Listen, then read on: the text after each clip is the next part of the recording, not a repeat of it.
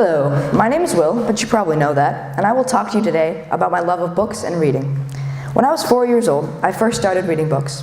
I was in my dinosaurs and trains phase at this age, so a lot of books I read involved one or both of those two things. I started training to become a conductor by reading a lot of books about trains. As I got older, my taste changed. I started reading longer books, more complicated ones. In this chapter of my life, I spent much of my free time turning through books I loved, including the Humphrey series, Encyclopedia Brown, and The Great Brain. When I was in 3rd grade, I discovered the Harry Potter series, which I immediately took to. To this day, these books are my favorite of all time because they had such a profound impact on my life. These books captured my interest as a 3rd grader, holding me spellbound, and have never let go yet. I read the Percy Jackson series shortly after, letting the wonders of Greek mythology wash over me. For years, I read all of Rick Riordan's series, never missing a book.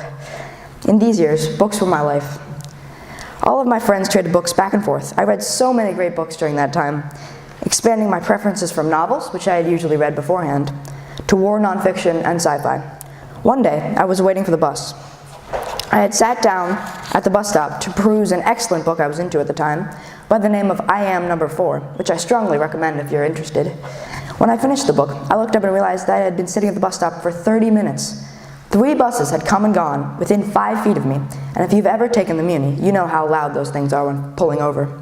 Fortunately, my mother wasn't angry with me for being late. She just laughed. In the last couple of years, I have found less and less time to read with the demands of additional schoolwork, extracurricular activities, and socializing. Even today, however, people tell me I read too much. I have never felt this, or that my reading was disproportionate to my other activities, and especially not in the last 2 years. This makes me a little sad.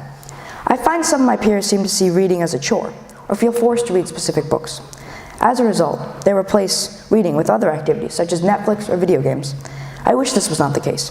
Don't get me wrong, I am a big fan of video games, but I feel time should not be book solid with screens, leaving no time for a little literature. This is partly the fault of our middle school system, which is something that can be changed. In elementary school, there was DEAR time, which meant drop everything and read. This encouraged students to read at their own pace, and teachers were standing by to help out students decipher a difficult word when needed. This time was my favorite part of the day, as I could pursue a passion I held so dear to my heart. Likewise, many of my peers learned to fall in love with reading at this time. But in middle school, not so much. Of course, middle school is a different environment than elementary school. However, reading is still something that should be celebrated. I feel like a DEAR period in middle school, despite how counterintuitive it may seem, would be a great idea. Because there is nothing quite similar to reading, is there? If you think about it, all you are doing when you read is looking at little ink squiggles on a piece of paper, but the effects it has on you are almost magical. Studies have shown that reading can increase one's intelligence, and it's not surprising. Reading is living in a story made from one's imagination, and imagination has a direct correlation with intelligence. Plus, reading all these different perspectives in people has let me understand many different points of view and many different perspectives. Reading is something I really enjoy, and I hope you can enjoy it too. Thank you.